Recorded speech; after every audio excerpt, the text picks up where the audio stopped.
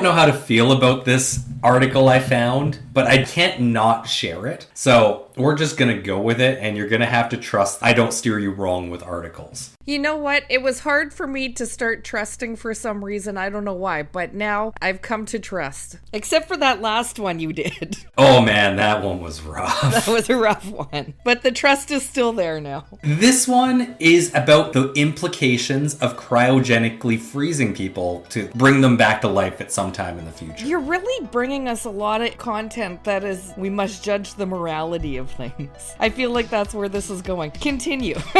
I don't think it's a heavy topic. It's a weirdly fun one. I haven't read the article. I have merely read the headline and saw it was on Not the Onion, so I had to read it to you all. It comes from a website called Dexerto, DEXERTO.com. Posted on November 17th, 2025, written by Virginia Glaze. Article title, Man Who Cryogenically Froze His Wife Finds New Love Years Later.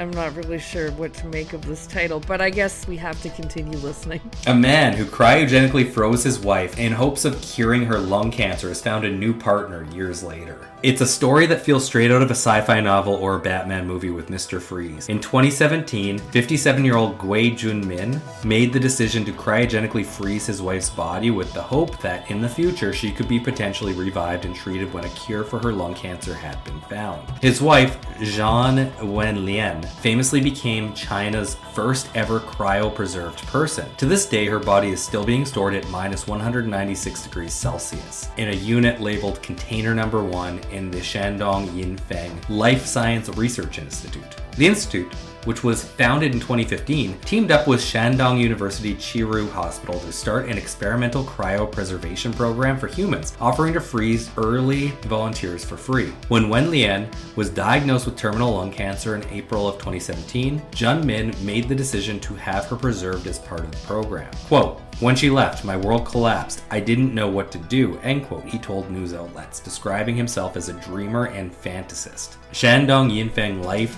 Science Research Institute claims that Wen Lian is in, quote, stable, unquote, condition, saying her cellular structure has not undergone any abnormal fluctuations. However, she has been clinically declared, quote, unquote, dead.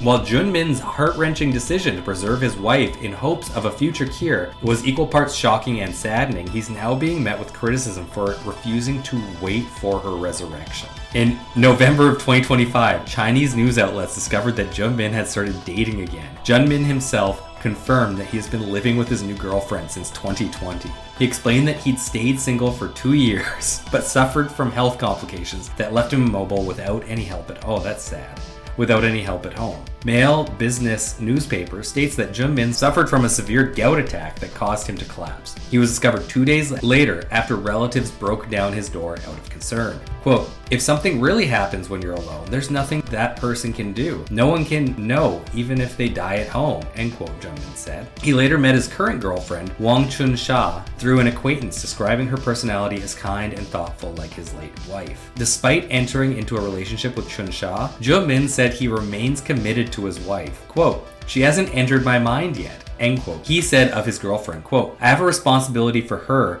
but it's a complicated matter. She can never replace my wife. I can't just forget the past, but I still have to live my life. There should be an end quote there.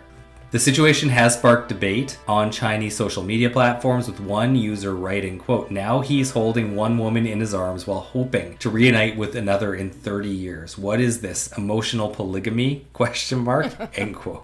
Quote, if that is the case, why start a new relationship? If you do, why not treat your new partner with genuine care? This kind of so-called devotion is not noble, it's selfish, end quote, another remarked. This isn't the first strange case of separation to go viral. In October, a Turkish man agreed to pay his ex-wife thousands of dollars in cat support as part of the terms of his divorce. And that's where the article ends. We could probably have left that last part out. What? What a weird place to end.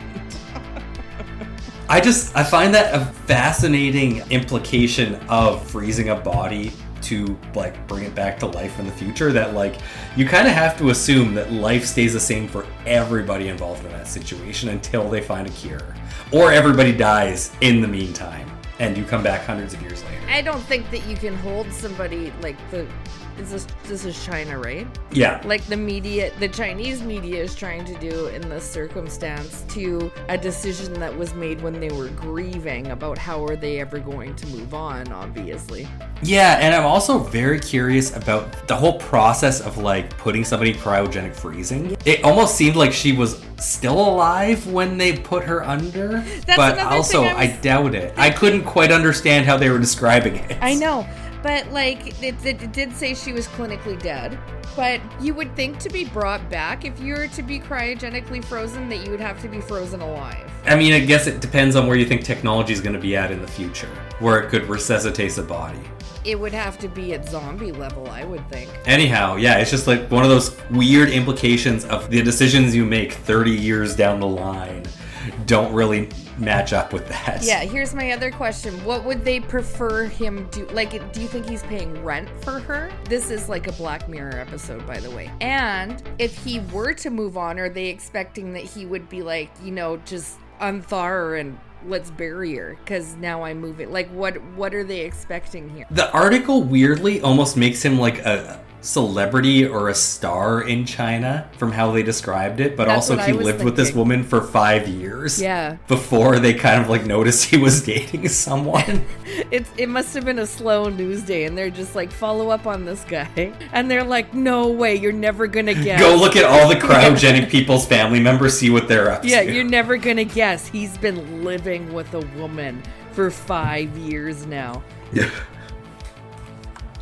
I thought it was a fun article. You can take those implications with you, I guess, for the rest of your listening to this podcast episode has frozen a family member or so might too. be really awkward. Yeah. A Bigfoot maybe, though. I don't think it's cryogenically frozen if they're listening to this podcast episode. I think it's a deep freeze. It's definitely a deep freeze that has cryogenic chamber written in Sharpie on it. Written wrong on it. Yeah, it's spelled totally wrong. Anyhow, you guys got 48 hours. Maybe look into getting that Bigfoot properly stored for long-term care. So we could bring it back. Anyhow, bye. Bye.